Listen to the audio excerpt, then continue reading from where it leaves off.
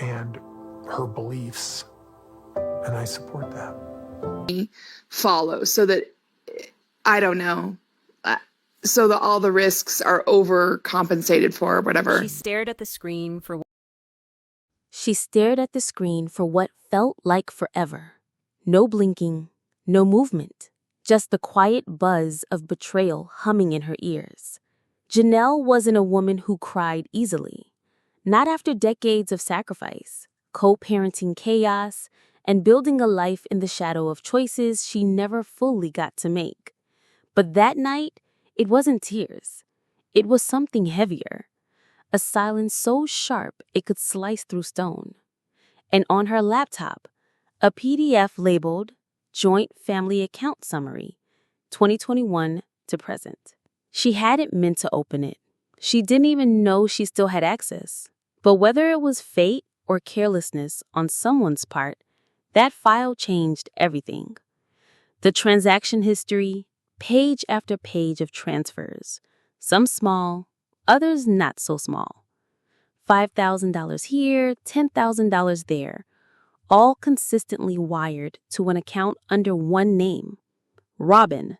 Not Kody and Robyn, just Robyn. Janelle pushed her chair back, like the thing might bite her. Her voice cracked as she whispered aloud to no one, just the empty room once filled with shared dreams. So it's true. She's been pulling money out behind her backs. She hadn't needed confirmation. The feeling had lived in her bones for years. But seeing it, that was different. That was real. Let me ask you something. What if the person you once called sister, the one who promised equality, unity, and a shared life, had been quietly taking from the pot you all built together?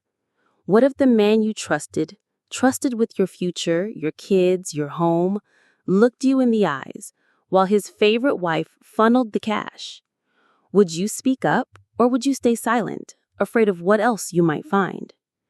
It starts here, but this is just the spark, because Janelle is done playing nice. It started with something simple, a forgotten password reset email. Janelle had picked up her old tablet one afternoon, one that hadn't been used since Flagstaff, and found herself locked out of everything. But when she reset the password to an old joint family finance account, something unlocked. Not just the tablet, but memories, suspicion, and then truth. She hadn't logged into the shared family funds since before the Arizona land drama. Back then, Kody had asked the wives to trust the process, to stop micromanaging because he and Robyn were, quote, taking care of it. Janelle had let it go. They all had. But now she wished she hadn't. Once inside the account, she saw it all. The activity log lit up like a Christmas tree.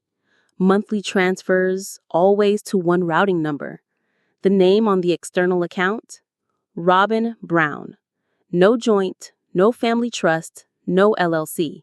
Just one woman, full name. Over $80,000 moved in 2 years. Some from the land sale, some from TLC deposits. Some even from a Paycheck Protection Program loan under Brown Family Holdings. Janelle scrolled in silence. One transfer label read, Home Furnishing Courtesy. Another, Child Care Advancement. Only Janelle hadn't been reimbursed for child care in years. She clicked into the detail view. One document opened clean, a scanned check Kody had written from the family trust to a private school. Robyn's son's tuition. Entire amount. No split. No discussion. Nothing for Janelle's kids. No warning. She whispered quietly in disbelief. Scrolling faster, then slower, then just stopped. Her hands felt cold. She imagined the kitchen table conversations. Robyn smiling, Kody nodding. It's best for all of us, this decision. But he meant them, not the family. Them. She put her hand over her mouth. How long had this been going on? Since Vegas or before? The room around her suddenly felt unfamiliar. The trust was broken, but what cut deeper? She didn't even feel surprised. Back when Christine left, they said she gave up too soon. But now Janelle could see it clearly. Christine didn't walk away because she was weak. She left because she finally saw it. How the money, time, and love were being poured into one corner while everyone else was told to wait their turn. Well, Janelle's not waiting anymore. For anyone new to the saga, here's what you need to know. The Browns weren't just one big family. They were more like a tangled web of separate households pretending to be one. 4 wives, 1 husband, and a whole lot of shared dreams funded by individual paychecks. From the outside, it looked like unity. But behind the scenes, the financial structure was always quietly tilted. In the beginning, every wife had her own house, her own kids, her own job, and her own budget. Janelle worked full-time, sometimes multiple jobs. For years, she brought in steady income and paid every bill herself. Utilities, food, kids' clothes, no handouts. Christine often shouldered childcare. Mary covered her own costs and then some. But when Robyn came into the picture, everything shifted. She entered the family with debt, credit cards, legal fees, kids' expenses that weren't originally Kody's responsibility. That's fine, families support each other. But Janelle, Christine, and Mary noticed early on the money that once circled among all of them started pouring into Robyn's lane. Then came the family account, Kody's brainchild. He told the wives that combining their income into one central fund would make things smoother, more equitable. We're a team, one big financial unit. Except that unit always seemed to benefit one household. Janelle saw it happening but let it go. She trusted the process, trusted Kody, trusted the promises of shared land in Coyote Pass, equal housing, equal investment, equal say. But bit by bit, the cracks appeared. Robyn got the newest house in Flagstaff. Her rental was expensive, yet prioritized. Her kids got private schooling, while Christine and Janelle were told to tighten their belts. The final shift, Kody started controlling who saw the accounts, who had access, what was discussed. He said it was just easier that way. But Janelle could feel it. She was being pushed out, quietly, tactically. Every financial discussion turned into an argument. Every question she asked was met with deflection or irritation. "You don't trust me?" he'd ask. No, she did once. But after years of being told to sacrifice while watching Robyn get everything with a smile and a shrug, the trust wasn't just gone, it was buried. And now with the evidence in her hands, Janelle finally understands what Christine knew all along. It was never one family. It was just one hierarchy. The scene didn't play out like a reality show meltdown. There were no screaming matches, no dishes thrown, no raised voices at all. Just tension, a thick, paralyzing kind of silence that hung over Kody and Janelle like a fog. She asked him to come over, said there was something she needed to talk about face to face. He walked in, cheerful. Janelle sat at the kitchen table with her laptop open. The screen turned just slightly his way, one file waiting, highlighted. When Kody leaned in and glanced at the header, Transaction History, Brown Family Trust, and External Transfers, you could see it happen in his face. Shock, confusion, then the wave, that quiet defensive swirl he always sunk into. "Why are you looking at this?" he asked, his voice already cold. "Because I thought I was going crazy," she said flatly. "Turns out I wasn't." He didn't deny it, not outright. He dodged. "This is being taken out of context," he muttered. "You don't understand how complicated things have gotten." But Janelle had receipts, literally. Printed copies were stacked on the table, withdrawals matching Robyn's account info, including a leaked Wells Fargo login screen, as seen in a now-deleted image that fans grabbed from a shared device during season 16 filming.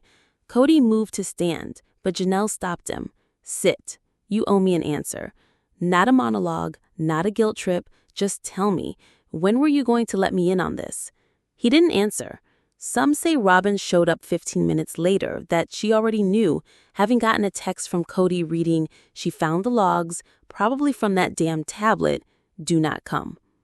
Fans on Reddit claim to have seen a screenshot posted briefly by her burner account before being removed. When Robyn did arrive, sources say she gasped, then cried, then claimed it wasn't like that. Classic Robyn-style deflection. But Janelle, unshaken, she stood up, gathered the papers, and said quietly, "You both had a choice, every day. You made it over and over again. Now I'm making mine."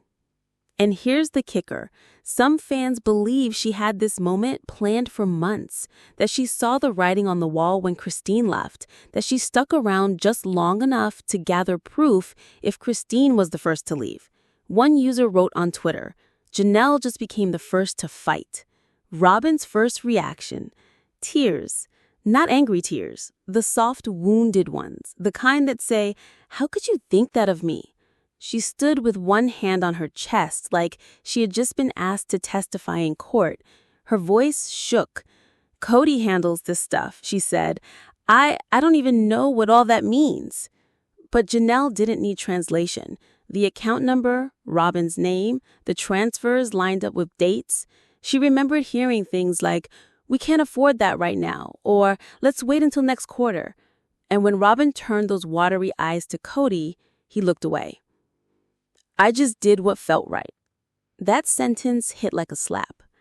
Because what felt right hadn't included Christine or Janelle or their kids, just a house of cards he built around Robyn's comfort.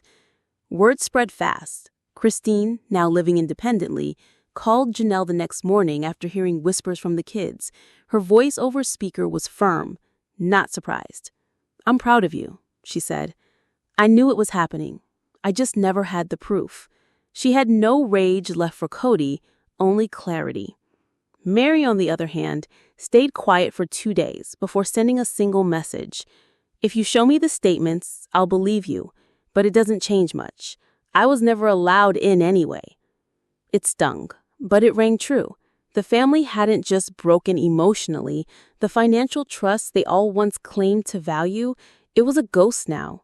The shared dream of building on Coyote Pass, gone. Dismantled by wire transfers and whispered priorities disguised as necessary expenses. What Janelle uncovered wasn't just a paper trail. It was a mirror, one that reflected everything the family had been pretending not to see for over a decade. Behind the matching t-shirts and unity slogans were wives sinking in silence, contributing, sacrificing, waiting and watching while one kept getting bailed out, bought in, and propped up. The fallout wasn't explosive. It was slow and heavy, like a house settling into the cracks it could no longer ignore. There was no more we in the Brown finances, only divide. And Janelle? She was finally ready to stop pretending they were ever on equal ground. Something shifted in Janelle that day, and it wasn't loud or dramatic. It was still, steady. The kind of shift that comes after years of swallowing disappointment and calling it patience. The next morning she posted a photo, just a quiet snapshot, a coffee mug on her porch. The caption? "Freedom tastes like black coffee and no secrets." No tags, no drama. But fans knew. Immediately, comments flooded in. "She knows," one follower wrote. "That's a shot at them." Another pointed out the mug was the same one she used during her confessional about being broke post-separation. And then came the theories. One Reddit thread exploded with speculation that Janelle had already met with a financial advisor. Some even claimed she'd consulted with a local attorney in Flagstaff months before, just in case. And then there was the clip from the tell-all. Janelle calmly saying, "If I can't trust the system Kody created, I'll create my own." People thought it was just bitterness, but maybe it was the plan all along. She's not Christine. She didn't storm out. She didn't throw the ring. But what she did, she stood up from that kitchen table, walked out of the house Robyn decorated, and didn't look back. She's building something new now. Her own credit, her own savings, her own voice. Janelle gave half her life to someone else's structure, and now she's freeing herself, brick by brick. And she's not waiting for permission, not waiting for fairness. She's moving with grace, with quiet power. And Bestie, she's taken the high road all the way to the bank. And something tells us this is only the beginning. So after all this time, all the family meetings, the promises, the crying in rented kitchens, and the endless "we're in this together" speeches, it came down to one truth. Janelle was never really in the room where the decisions were being made. She gave decades, raised kids, paid her share, followed the rules, and the one time she looked behind the curtain, what she found wasn't just financial betrayal. It was confirmation that the life she helped bend was never equally valued. Robyn took the cash. Kody looked the other way. The others left to figure it out on their own. But here's the part that hits the hardest. It wasn't one decision. It was years of slowly being erased. Financially, emotionally, silently.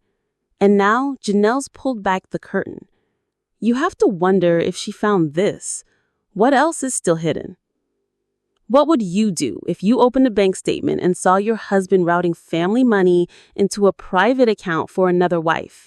Would you confront them, walk away, call a lawyer, or would you go quiet and build your own plan? And here's something no one's talking about yet. Word is that Arizona property, the deed might only be in 2 names, not 4, not 5, 2. We're still digging, and trust, what comes next might change everything. So if you're as deep in this as we are, hit like, tap subscribe, and drop your theory in the comments. Who knew what, when, and who's still pretending they didn't? Because this family isn't just falling apart. It's being unraveled by the receipts. And Bestie, what's coming next? You won't want to miss it. Clueless.